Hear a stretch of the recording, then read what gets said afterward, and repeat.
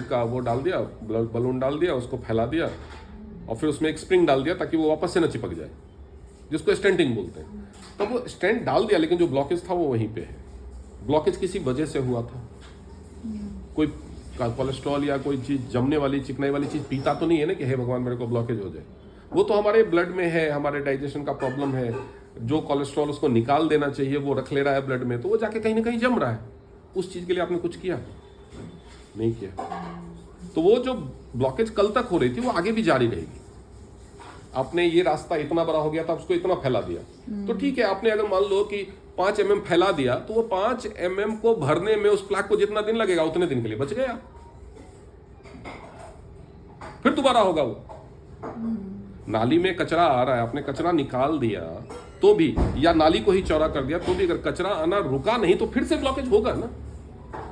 तो खर्चा तो इस ट्रीटमेंट का पार्ट ये भी होना चाहिए कि जो रूट कॉज है, रूट कॉज इन सब चीज़ों का एक ही होता है, डाइजेशन। आपका जो मेटाबॉलिज्म है, ये सब मेटाबॉलिक डिसऑर्डर्स हैं। हम कितना भी, बंगाली गुजरात वाले बहुत सारे मीठा खाते हैं तो सबको शुगर नहीं होता, क्यों?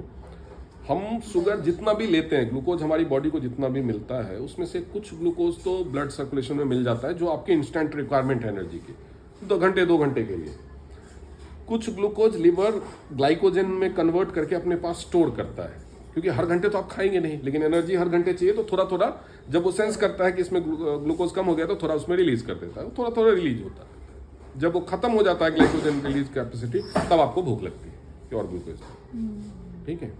और जो एक्स्ट्रा है, आप चाहे 1 किलो मिठाई खा लो, जो एक्स्ट्रा लिया वो लिवर का काम है सीधे डिस्कार्ड करके इंटेस्टाइन में। अब लिवर का फंक्शन अगर खराब है, या इंटेस्टाइन का फंक्शन आपका खराब है, या कॉन्स्टिपेशन है, तो जो लिवर ने निकाल दिया वो निकलेगा नहीं, वो रहेगा बॉडी में, तो फिर उससे भी ब्लड शुगर बढ़ेगा। अगर आपका केवल लिवर ठीक है तो शुगर अपने आप ठीक हो जाएगा।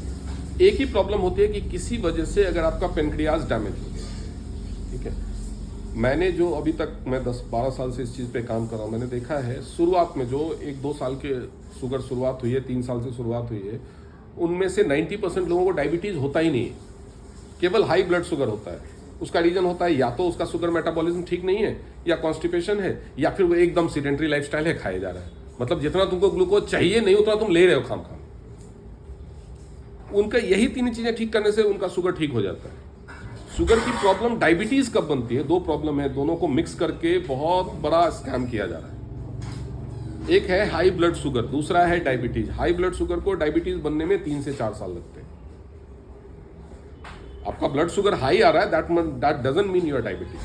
डायबिटीज कब होता है? जब आप मेडिसिन लेना शुरू करते हो शुगर लेवल को कंट्रोल में रखने के लिए।